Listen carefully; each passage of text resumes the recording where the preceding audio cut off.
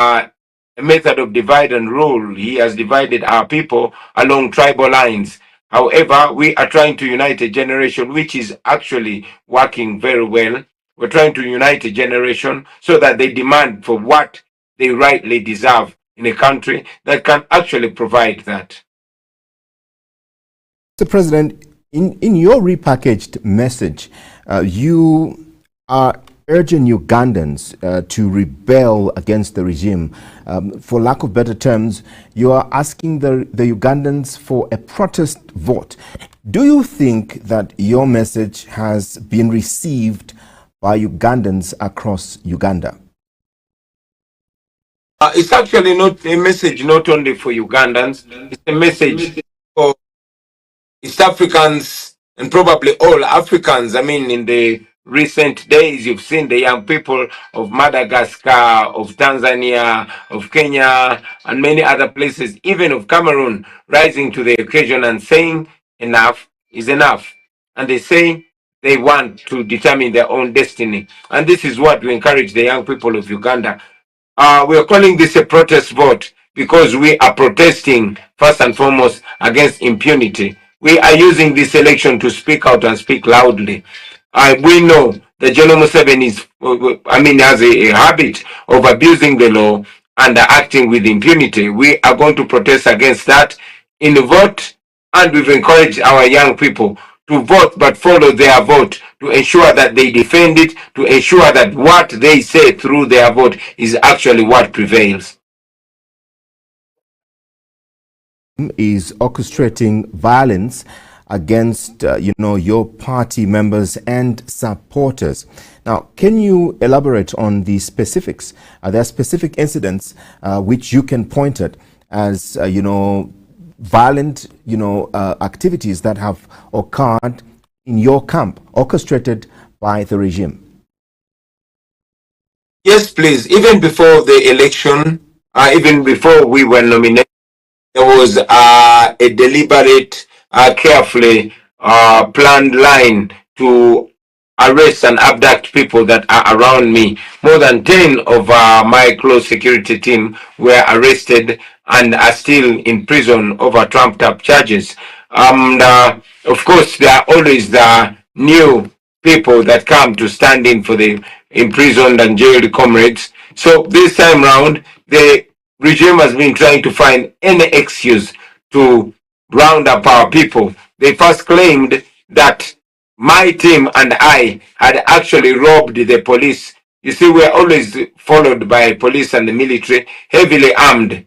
However, they alleged that my team and I had robbed them, and with that excuse, they arrested another 10 people from the northern part of Uganda, Gulu. That was last week.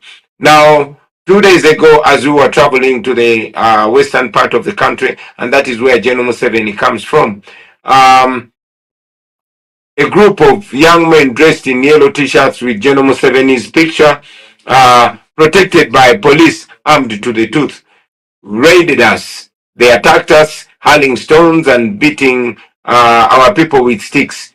However, we were protected by the police that was given to us by the Electoral Commission, and we went past that. Of course, even the people that are around the place that are our supporters, who are actually many, reiterated and stopped these goons from attacking us. However, that very night, police raided the hotels that we were in, and they took 20 of our people, claiming that we actually fought the people who attacked us. Now, probably that's the same excuse that they are having to round up our people, but the whole world knows that acting with impunity is what General Museveni knows best. You say you in your press briefing mentioned just a couple of it must have been yesterday where you said that the mayor of Sanga town council has been implicated in mobilizing these attackers. Have you reported this incident to authorities? But also, what is your expected action with regards this particular allegation? That is committing a crime I mean, these criminals were guarded by the police. This was on camera, but the police has not come out to say anything, you know. But I mean, it is the police that was doing this criminality.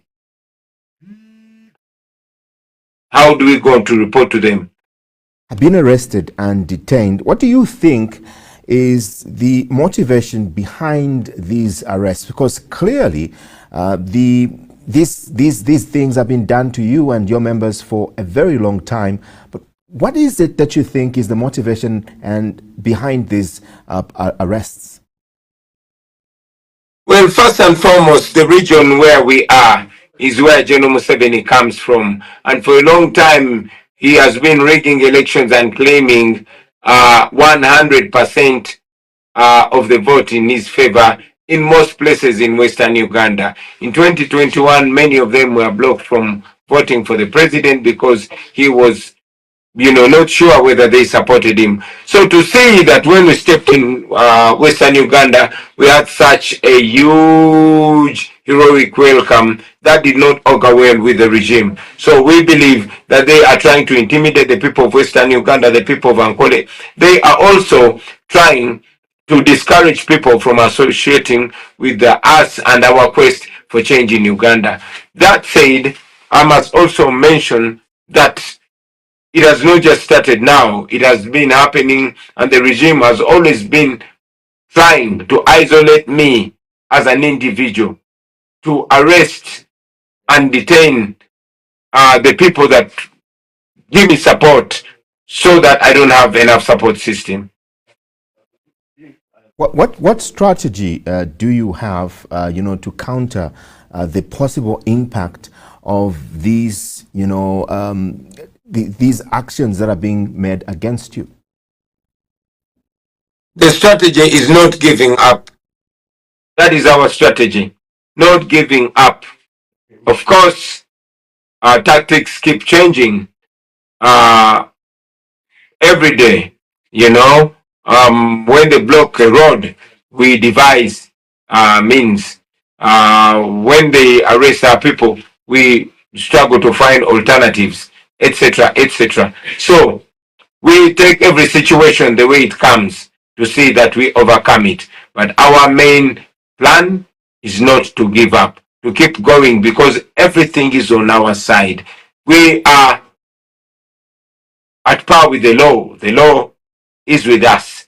Otherwise, we would be in jail. But even when they arrest us, they can only torture us, but they cannot convict us because we are not committing any crime.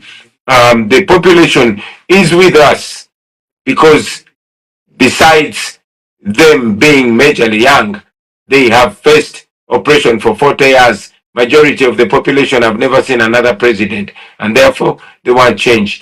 And finally, and most importantly, time is on our side.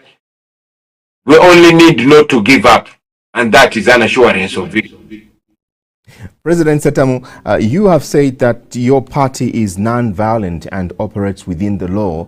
But how do you manage? How are you going to manage to, ensure that your party does not retaliate after these provocations that are being made against them? But also, what is your general message to the people in the region that you are? First and foremost, while I lead the presidential candidate of that the National Unity Platform, I don't look at this struggle as a struggle between political parties. No. I look at this struggle as a struggle between the people of Uganda and a tyrant, a military dictator that has oppressed them for 40 years. And these people, many of them are in the party that I lead, but there are some that are even apolitical. But they want change. And therefore, I don't look at this as a party. I look at this as a cause of the people of Uganda. My message to the people of Uganda is to know that you can come together and change your country. We are only using this election to communicate firmly to all and sundry that the people of Uganda want change, and we are tired of this military dictator, and we are voting him out, and we will vote him out. We know how he behaves. We know that there will be many efforts to rig the election. We are calling upon the people of Uganda to give themselves something to fight for, and thereafter go ahead and fight for it and defend it. The ghetto president, that is the moniker that you go by, which is a testament of your roots, with the grassroots. Now, especially with the people of Muwonge, how do you plan to leverage this grassroots support getting into the 2026, election? But also, you are challenging this president for another time. What are you doing different this time around to protect the vote? Yeah, what am I doing to live the ghetto? It's not only about the ghetto. Yes, I come from the ghetto, but there's so many people that don't come from the ghetto but want better. Many of them, their parents or their grandparents or they themselves worked their way out of the ghetto. However, they want better. They want a country that functions, that works for them, that makes their dreams valid. And those people are part of this, our struggle. So we don't just limit it to the ghetto. It is everybody, everybody's cause. What are we going to do better for the people? Follow the law.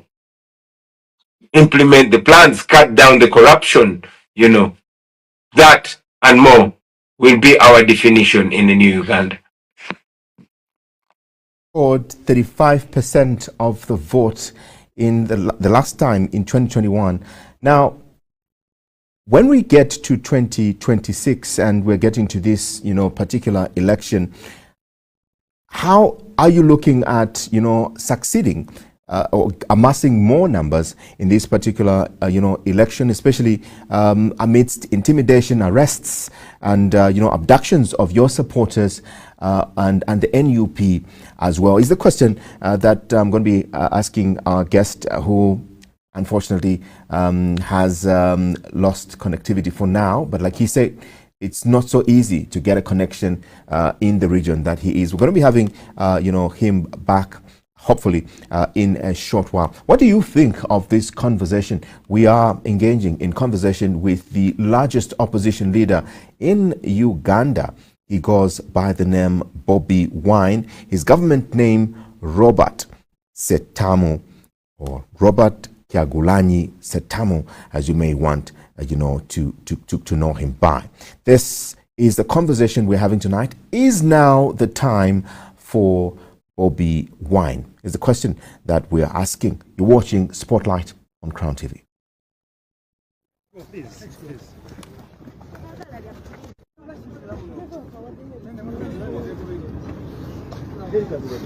First lady bamukubye.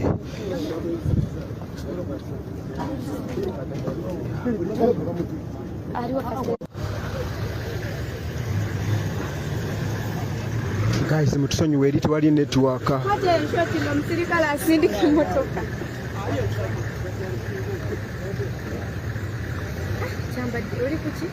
Nkyusa bwenzira mu bujinja gyensanze yekwata gye ngenda nayo. Sabi, togendayo. You're not one of them and you'll never be, I'm telling you. You are being used to torture your brothers, but you're also going to think. President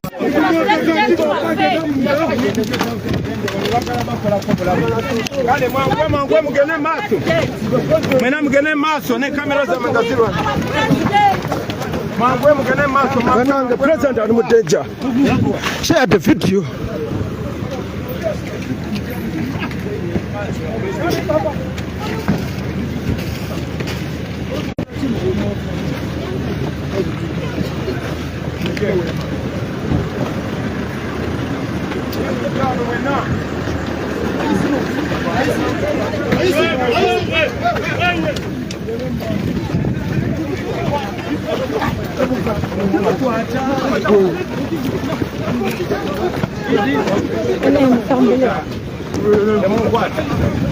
Guys, President, are you safe? Mutambula de masa de masa.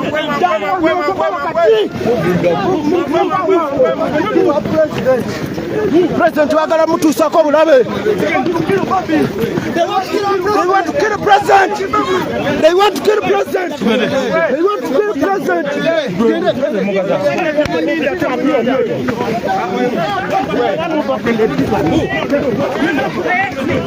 What's your problem, President in danger. What is your problem, man? What is your problem?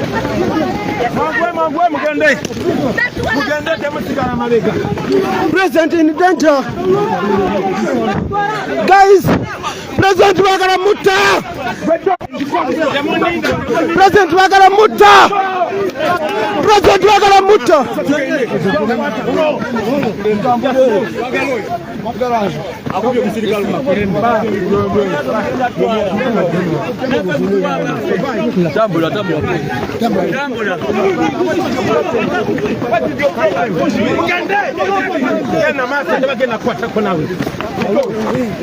President wagala mutu sako bulabe. President in danger. Share the video. We are going. Guys, President in danger. President in danger. Guys, share the video. President in danger. They want to kill president. They want to kill president. We are going already. President in danger. Forward, everybody. Moving on. Move.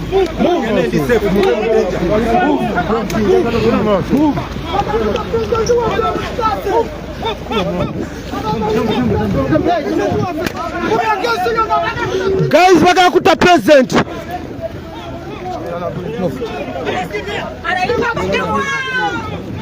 They want to kill president. They want to kill president. They want to kill president. They want to kill president. They want to kill president. Share the video. Which one?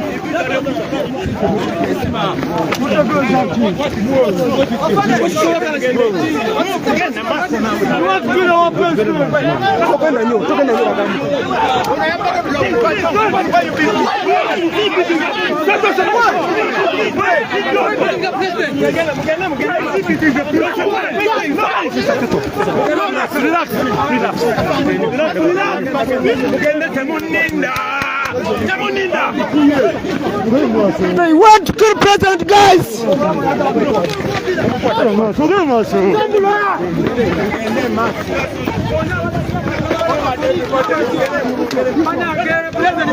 want to kill president. Guys, share the video. They want to kill president. They want to kill president. Okay. Camera ready. Ajabana mbaje mu danger.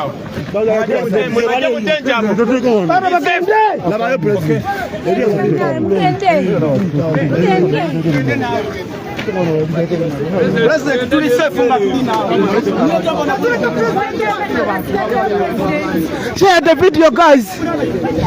Share the video. President in danger.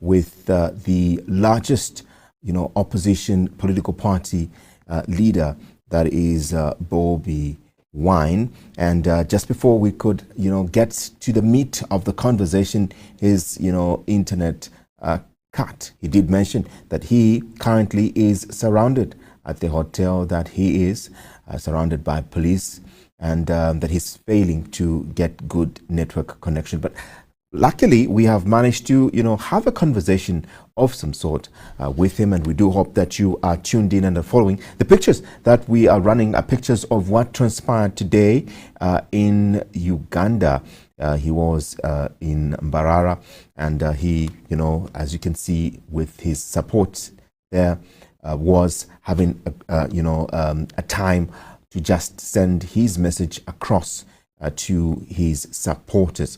We are trying to get to understand exactly, what his plans are for Uganda. He has mentioned of what has happened in that country. He's talked about intimidation, torture, violence, and oppression against, political participants in Uganda. But our question to him is that whilst these challenges, are existing, and the space for politics is genuinely more open, because he can be allowed, of course, with issues to host, these rallies. Now, how does he, as an opposition leader, navigate this restrictive, environment in that particular country? Those are things that we want to, to understand, but also want to understand that this constant state pressure, including his arrests, and, he's charged with treason. Remember, he was charged with treason in 2018. And also the documentation of his journey, the Oscar-nominated film Bobiwine. Wanted to get into the meat of this conversation and just understand where he is at as things stand today, but also his vision for Uganda. He says he wants his people to follow the law and to just follow the law. Now, the state of basic needs and economic challenge is another conversation that we would like to understand. I want to get his thoughts on the biggest challenge the people of Uganda are facing right now, and how Uganda can, leverage the